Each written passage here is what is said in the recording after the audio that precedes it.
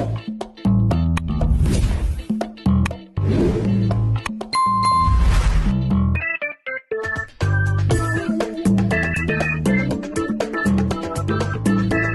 Viewers, अस्सलाम वालेकुम। आज के न्यू लेक्चर के साथ हम डिस्कस करेंगे आपके साथ लोअर रेस्पिरेटरी ट्रैक्ट। इस टॉपिक में आपको ये पता चलेगा कि किस तरीके से सांस जो है हम हवा जो है वो लंग्स तक पहुंचती है और इस तरह हमारे खून तक पहुंचती है। इस पूरे लेक्चर में आपको इस चीज़ का आइडिया होगा।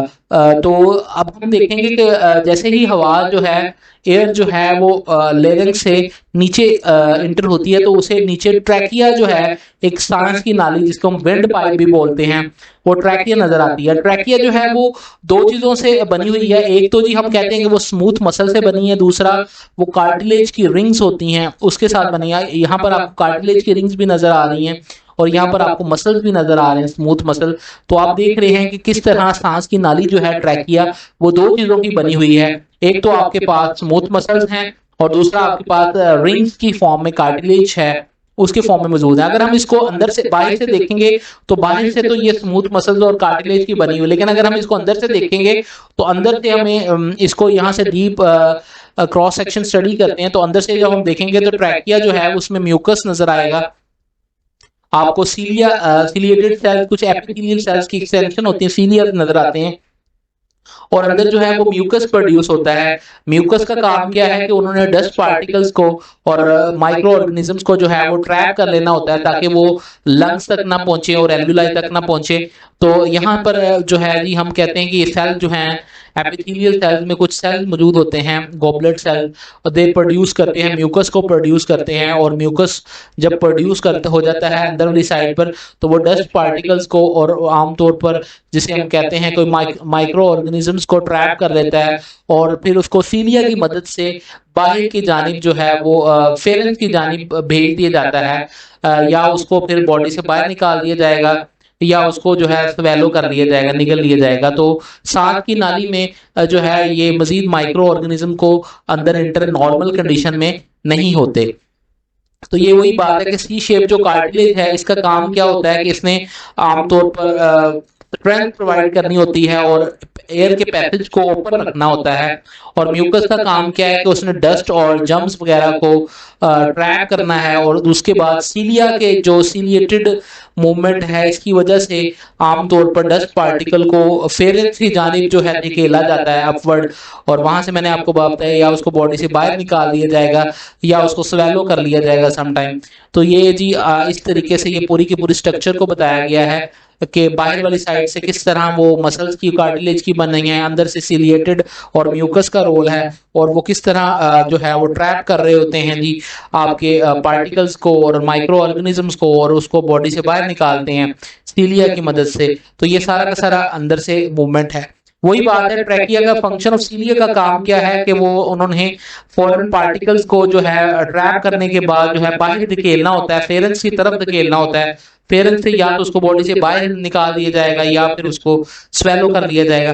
तो कार्टिलेज का काम क्या है कि उसने स्ट्रेंथ करनी है, उसको सपोर्ट देनी है ट्रैकिया को और दूसरा उसने एयर पैसेज को बंद नहीं होने देना, ओपन रखना है। इस तरह ब्रांचिंग आगे मजीद मौजूद होती है। ट्रैकिया दो हिस्सों में डिवाइड हो जाती है जाके ट्रू ब्रोंकाई के अंदर डिवाइड हो जाती है। तो अभी हम आपके साथ ये डिटेल जो है स्ट्रक्चर जो है लंग्स के हवाले से वो डिस्कस करेंगे किस तरह ब्रोंकियल ट्री जो है आगे जाकर बनता है। तो आपके पास ये ट्रैकिया है, ट्रैकिया जाकर आपके पास राइट और लेफ्ट जो है ब्रोंकस ब्रोंकाई में डिवाइड हो जाती है। तो इसके बाद ये आपके पास मजीद प्राइमरी ब्रोंकाई शुरू होंगे तो इधर आपको नजर आएंगे। प्राइमरी के बाद मजीद आपके पास सेकेंडरी ब्रोंकाई होंगे, सेकेंडरी के बाद टर्शरी ब्रोंकाई होंगे और टर्शरी ब्रोंकाई के बाद आपके पास ब्रोंक्यूल्स आ जाते हैं जी। यहाँ पर आपके पास ब्रोंक्यूल्स आ जाते हैं और ब्रोंक्यूल्स के बाद आपके पास जो है जिसे हम कह देंगे एल्वुलाई मौजूद होते हैं और एल्वुलर डक्ट हैं पहले आएंगे और उसके बाद एल्वुलाई होंगे। तो ये पूरा का पूरा एक रूट्स है ये लंग्स के अंदर आपके। जब आप कहते हैं लंग्स फेफड़े हैं तो फेफड़े के अंदर ये इस तरह ब्रांचिंग नेटवर्क मौजूद होता है जिसको हम ब्रोंकाई कहते हैं और ब्रोंक्यूल्स कहते हैं। ब्रोंकाई जो है वो ज्यादा जरा ओपन वाला रास्ता है और जरा ब्रोंक्यूल जो है उसका डायमीटर जरा कम होता है। ठीक है, और दोनों की कंपोजिशन में भी थोड़ा बहुत डिफरेंस होता है, वो भी हम डिस्कस करेंगे आपके साथ।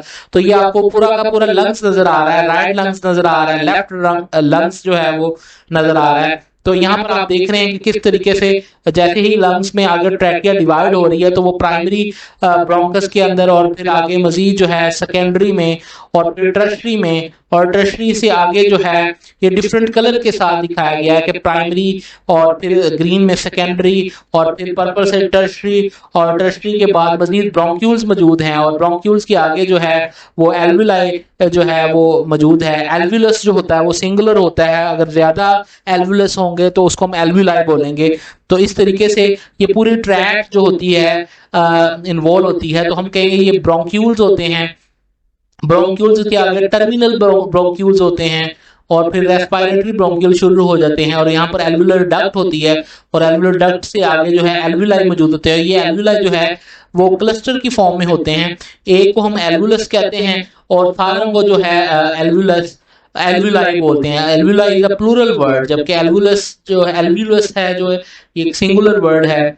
तो आपके पास तो ये सारा रेस्पिरेटरी ट्रैक का रूट होता है, किस तरह एयर जो है वो ट्रैकिया से होते हुए एल्वुलाई तक पहुंचती है, हवा को किन किन जो है रास्तों में से गुजरना पड़ता है, या किस किस पाइप जो है ट्यूबुलर स्ट्रक्चर में से गुजरना पड़ता है।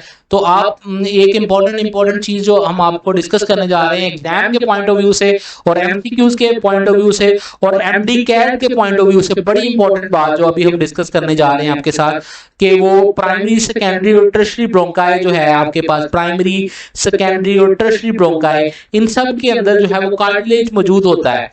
दे आल कंटेन कार्टिलेज। लेकिन आमतौर पर जो ब्रोंक्यूल्स होते हैं आपके पास, ब्रोंक्यूल्स जो हैं आपके पास होते हैं, यहाँ पर ये ब्रोंक्यूल्स दिखाए गए हैं, इधर भी ब्रोंक्यूल्स दिखाए गए। ब्रोंक्यूल्स के आगे जो है एल्वुलाई शुरू हो जाते हैं। ब्रोंक्यूल्स के अंदर कार्टिलेज मौजूद नहीं होता, there is no cartilage present in the bronchioles. Very important MCQs, ये एग्जाम के पॉइंट ऑफ व्यू से एमडी कैट में पूछा जा सकता है कि वो कौन सी ऐसी स्ट्रक्चर है जिसके अंदर कार्टिलेज मौजूद नहीं होता। तो हम कहेंगे कि ब्रोंक्यूल के अंदर जो है कार्टिलेज जो है वो मौजूद नहीं होता, जबकि प्राइमरी सेकेंडरी और टर्शरी ब्रोंकाई जो है उनके अंदर कार्टिलेज जो है वो मौजूद होता है। ब्रोंक्यूल्स के अंदर जो है वो स्मूथ मसल्स प्रेजेंट होते हैं और कोई ग्लैंड मौजूद नहीं होता। एल्वुलाई जो है वो प्रेजेंट होते हैं at the end of the bronchiole through respiratory bronchioles और एल्वुलर डक्ट। हमने बताया कि ये एल्वुलाई मौजूद है, इसके पीछे एल्वुलर डक्ट है और रेस्पिरेटरी ब्रोंक्यूल्स है, टर्मिनल ब्रोंक्यूल्स है। तो यहाँ पर जो है एल्वुलाई मौजूद होते हैं जी, रेस्पिरेटरी ब्रोंक्यूल से आगे एल्वुलाई शुरू हो जाते हैं जो गैसियस एक्सचेंज में जिनका रोल है। तो इस तरह लंग्स के अंदर एक ट्री तरह का सिस्टम फैला हुआ है जिसके अंदर प्राइमरी सेकेंडरी और टर्शरी ब्रोंकाई के अंदर डिवाइड किया गया है, और मजीद आगे ब्रोंक्यूल्स हैं और एल्वुलाई हैं। मैंने आपको ब्रोंकाई और ब्रोंक्यूल्स में डिफरेंस भी बता दिया कि ब्रोंकाई एक तो स्ट्रक्चरली तौर पर जरा थोड़ा सा वाइडर पाइप होता है, ट्यूब लाइक स्ट्रक्चर होती है, जबकि जो ब्रोंक्यूल है वो उसका डायमीटर कम होता है। दूसरा, एक तो उसके अंदर इन तीनों के अंदर कार्टिलेज पाया जाता है, प्राइमरी सेकेंडरी टर्शरी में, जबकि ब्रोंक्यूल्स के अंदर कार्टिलेज नहीं पाया जाता, उसके अंदर स्मूथ मसल सिर्फ प्रेजेंट होते हैं। तो एल्वुलाई के हवाले से अगर हम बात करें कि एल्वुलाई जो है लंग्स के अंदर, इसके अलावा लंग्स के हवाले से अगर हम बात करें तो लंग्स में आपके पास दो तरह की जो है वो लार्जेस्ट ऑर्गन है लंग्स आपके पास। तो मेम्ब्रेन ऑफ द लंग्स जो है जी आमतौर पर आपके पास विसरल प्लूरा और पैरेंटल प्लूरा जो है मौजूद होती है मेम्ब्रेन ऑफ द लंग्स में। आउटसाइड ऑफ हर लंग्स के ऊपर जो है दो मेम्ब्रेन ने उसको कवर किया होता है। एक तो उसके अंदर विसरल प्लूरा है, आप देख रहे हो कि ये लंग्स के फौरन इसके फौरन बाद लंग्स शुरू हो जाता है जो कि प्रोटेक्शन में इस्तेमाल होती है लंग्स में।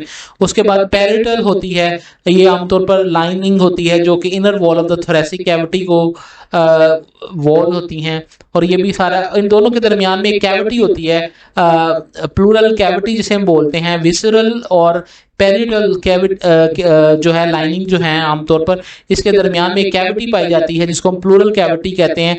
इस प्लूरल कैविटी के अंदर फ्लूइड मौजूद होता है और ये आमतौर पर हेल्प करता है लंग्स की, जब लंग्स कॉन्ट्रैक्ट करते हैं और रिलैक्स करते हैं ड्यूरिंग द ब्रीथिंग, तो ये फ्लूइड जो है हेल्प करता है। हम कहते हैं फ्लूइड जो है वो लंग्स को अलाउ करता है कि एक्सपैंड और कॉन्ट्रैक्ट होने में हेल्प करता है फ्रीली तौर पर ड्यूरिंग द ब्रीथिंग में। हेल्प करता है। तो प्लूरल कैविटी है, तो ये दो तरह की बातें हैं जी। बाहर वाली साइड पर अगेन हम अगर बताते जाएं आपको कि पैराइटल मौजूद है, अंदर वाली साइड पर विसरल मौजूद है, और विसरल के फौरन बाद लंग्स शुरू हो जाता है, और दरमियान में इन दोनों के दरमियान में जो कैविटी होती है उसे प्लूरल कैविटी कहते हैं। उसमें फ्लूइड होता है और वो लंग्स कॉन्ट्रैक्ट और रिलैक्स होने के दौरान जो है हेल्पफुल साबित होता है ड्यूरिंग द ब्रीथिंग। आगे हम आपके साथ डिस्कस करेंगे कि एल्वियोलाई क्या चीज है, उसकी स्ट्रक्चर क्या है, उसका फंक्शन क्या होता है, उसको डिटेल से डिस्कस करेंगे। तो आपके पास जी हमने कहा जी जब टर्मिनल ब्रोंकाई जो होता है वो एल्वियोलर डक्ट के ऊपर जो है ओपन होते हैं, और एल्वियोलर डक्ट जो है, हर एल्वियोलर डक्ट जो होती है वो आगे क्लस्टर ऑफ एल्वियोलाई के ऊपर मुश्तमिल होती है। तो अभी आप देख रहे हैं जैसे एल्वियोलर डक्ट है और उसके आगे क्लस्टर ऑफ एल्वियोलाई जो है मौजूद है, और एक को हम एल्वियोलस कहते हैं। एक अगर हम ये देखें तो इसको हम एल्वियोलस कहते हैं। This is a respiratory surface. यहाँ पर ये वो सरफेस है जहां पर आमतौर पर जिसे हम कहेंगे गैसियस एक्सचेंज होगा। तो एल्वियोलाई वो और पार्ट होते हैं जहां पर गैसियस एक्सचेंज होता है। तो अगर हम कहें तो ये फंक्शनल यूनिट है, आमतौर पर लंग्स का जो फंक्शनल यूनिट होता है वो एल्वियोलाई होता है। और वहां पर क्या होता है जी, वहां पर गैसियस एक्सचेंज टेक प्लेस होता है।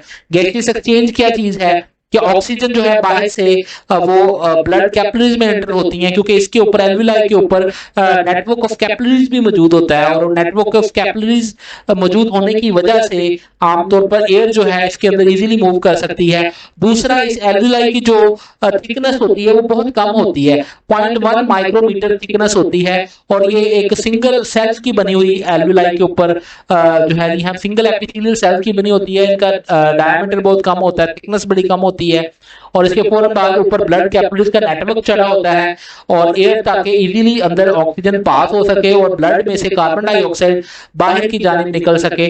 तो ये सारा का सारा सेटअप जो है वो दिखाया गया है। रेस्पिरेटरी सरफेस जो है आमतौर पर क्या होती है, एल्वियोलाई प्रोवाइड करते हैं जी रेस्पिरेटरी सरफेस को, जहां पर गैसियस एक्सचेंज टेक प्लेस हो सके हवा और ब्लड के दरमियान में। क्योंकि ब्लड में इस कार्बन डाइऑक्साइड जो होती है वो हम कहते हैं एल्वियोलाई में आनी होती है, और वहां से बाहर बॉडी में ब्रीथ आउट करना होता है। जब हम ब्रीथ आउट करते हैं तो ब्लड में से कार्बन डाइऑक्साइड एल्वियोलाई में आती है, और एल्वियोलाई से जो है बाहर की जानिब कार्बन डाइऑक्साइड निकलती है। इसी तरह ऑक्सीजन जो है वो जब ऑक्सीजन जो है एयर जो है हम कहते हैं एयर एंटर होती है एल्वियोलाई के अंदर, और उस जानिब जो है एयर बाद में जो है जी डिफ्यूज करती है ब्लड में। तो इस तरीके से ये चीज़ें दिखाई गई हैं कि एल्वियोलाई सरफेस एरिया प्रोवाइड करते हैं, ठीक है, वो जगह प्रोवाइड करती हैं जहाँ पर गैसियस एक्सचेंज हो सके, गैसियस एक्सचेंज पॉसिबल हो सके।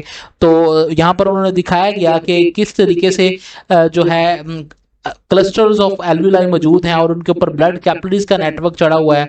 हर क्लस्टर के अंदर 20 से 30 एल्वियोलाई जो है वो मौजूद होते हैं। आप देख रहे हैं कि काफ़ी एल्वियोलाई हैं, तो एक पूरा क्लस्टर है, इसमें 20 से लेकर 30 तक एल्वियोलाई मौजूद हैं। एक को हम एल्वियोलस कहेंगे और सभी को जो है हम एल्वियोलाई कहेंगे। तो ये सारा का सारा जी आमतौर पर आपके पास क्लस्टर मौजूद है, ठीक है, और इसको हम एल्वियोलाई बोलेंगे। और इस ये हमें रेस्पिरेटरी सरफेस प्रोवाइड करता है, क्योंकि इसके ऊपर कैपिलरीज का नेटवर्क होता है जो कि गैसियस एक्सचेंज में हेल्पफुल होता है। आपने बताना है कि आपको ये लेक्चर कैसा लगा, आपने कमेंट सेक्शन में ज़रूर इसके बाद बताना है। आपने इस चैनल के साथ कनेक्टेड रहना है, और इसके हवाले से अगर आपने कमेंट सेक्शन में अगर आपको एल्वियोलाई की समझ आई तो आपने यस ज़रूर लिखना है। ओके, अल्लाह हाफिज़।